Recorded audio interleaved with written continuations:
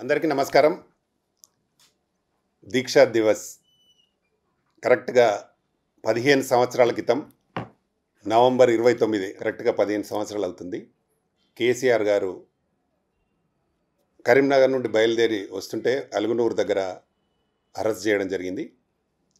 ఆ అరెస్ట్ని అక్కడ నుండి ఖమ్మం తీసుకెళ్ళి పెట్టడం జరిగింది. అక్కడ నుండి నిమ్స్కు వచ్చి దాదాపు 11 రోజులు అయితే కేసీఆర్ సచ్చుడో లేదంటే తెలంగాణ వచ్చుడో అనే ఒక నినాదంతో కేసీఆర్ గారు ఆ రోజు దీక్ష చేయడం జరిగింది. ముందుగా అనౌన్స్ చేసి మళ్ళీ ఆపి దాదాపు 11 రోజుల దీక్ష అంటే ఏమి తీసుకోకుండా చనిపోయే స్టేజ్ వరకు వచ్చిన తర్వాత అప్పుడు డిసెంబర్ 9th అనౌన్స్ చేయడం జరిగింది.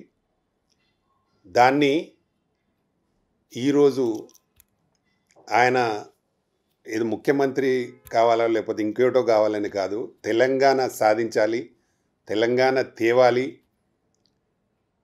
వీళ్ళందరికీ ఇక్కడ ఉండే పాలకులకు కనువిప్పు కలిగించాలని ఒక మంచి ఉద్దేశంతో చేసిన వ్యక్తి వారు. ఆ రోజు కేసీఆరే లేకుండా, కేసీఆరే చేయకుంటే ఈరోజు తెలంగాణ వచ్చేది కాదు. ఇక్కడ ఉండే ఈ నాయకులంతా తెలంగాణకు ప్రెసిడెంట్లు కానీ అయ్యేవారు గారు. అలాంటి అంటే తెలంగాణను విముక్తి చేయాలి అనే ఒక మంచి గొప్ప ఉద్దేశంతో చేసిన దీక్ష అది. దానికి ఈ ప్రభుత్వాలు వెంబడే చేయకుండా వందల సంఖ్యలో అమరులైనారు, అమరవీరులు. వాళ్ళందరూ చనిపోయిన తర్వాత వీరు కూడా దీక్ష విరమించకపోవడం వల్ల తెలంగాణ ఆ రోజు అనౌన్స్ చేయడం జరిగింది. అది కూడా భారతదేశంలో ఉన్న అన్ని ప్రతిపక్ష పార్టీలు ఒక్కతాటిపై వచ్చి ఇవ్వాలి తెలంగాణ అని ఒక నినాదంతో ముందుకొచ్చి కేసీఆర్ పట్టుదలతో దాన్ని సాధించడం జరిగింది.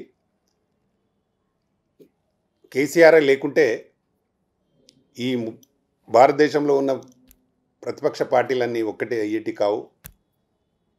అంత పెద్ద 11 రోజుల ఆమరణ నిరాహార దీక్ష చేసి ఉండకపోతే కూడా వచ్చేది కాదు.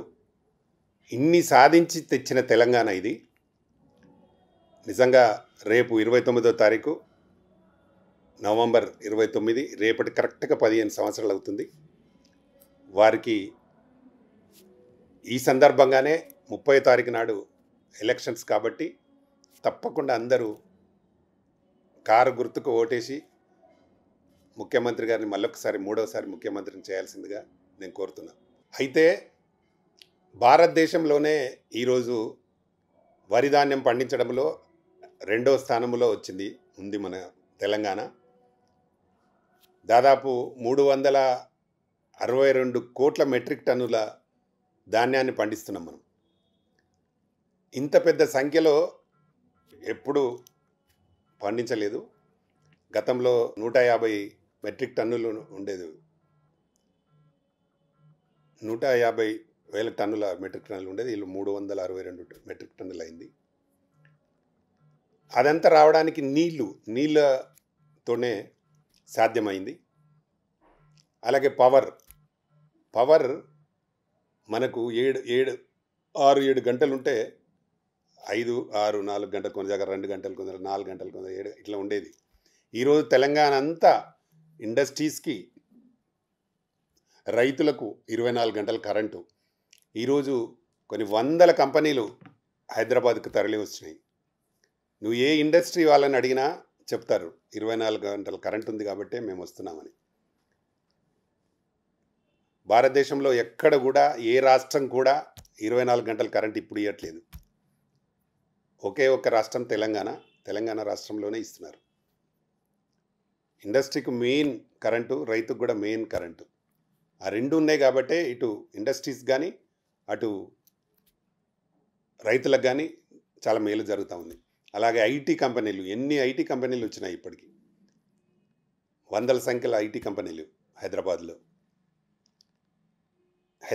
ఉండే ఐటీ కంపెనీలలో మన వాళ్ళే ఎక్కువగా ఉద్యోగులుగా ఉంటున్నారు. దానికి కూడా వేల సంఖ్యలో ఉద్యోగాలు ఇచ్చి ఉన్నారు. అలాగే ఫ్లోరోసిస్ నిజంగా నల్లగొండలో సంవత్సరానికి 1000 మంది కన్నా ఆ వ్యాధితో బాధపడేవాళ్ళు. ఈరోజు జీరో, ఒక్కరికి కూడా అలాంటి ప్రాబ్లం లేదు. అంటే మంచినీళ్ళతో, ఇంటింటికి నల్లాతో అదంతా తొలగిపోయింది. కాబట్టి ఇంత మంచి కార్యక్రమాలు ఇంకెన్నో చాలా, రైతు బంధు ఎవరు సృష్టించారు? సృష్టికర్తనే కేసీఆర్. కళ్యాణ లక్ష్మి కానీ, రైతు బంధు కానీ, అన్నపూర్ణ అనేది కానీ, రైతు బీమా కానీ, ఎన్నో చెప్పని చేసి చూపించినాడు. డబుల్ బెడ్రూమ్ ఇల్లు కానీ, డబుల్ బెడ్రూమ్ ఇండ్లు ఇందిరమ్మ ఇండ్లు అని ఇచ్చారు, 25,000 ఇచ్చేది. దాంతో ఇల్లే 5 కాదు, ఆ 25,000 ఎక్కడ ఖర్చులు పెట్టి చేసేది. ఈరోజు 5 లక్షలు 6 లక్షలు ఖర్చు అయినా సరే డబుల్ బెడ్రూమ్ కల్పిస్తున్నారు. కాబట్టి ఇన్ని మంచి కార్యక్రమాలు చేస్తున్న ముఖ్యమంత్రి గారిని మరలి ఒకసారి గెలిపించాల్సిందిగా నేను, ఫిల్మ్ ఇండస్ట్రీలో ఉండే దాదాపు 1,00,000 మంది ఉన్నారు, 1,00,000 ఫ్యామిలీస్ ఉంటాయి, వాళ్ళందరికీ విజ్ఞప్తి చేస్తున్నా, తప్పకుండా కేసీఆర్ కారు గుర్తుకు ఓటేసి గెలిపించాల్సిందిగా కోరుతున్నా. నమస్తే, థ్యాంక్ యూ.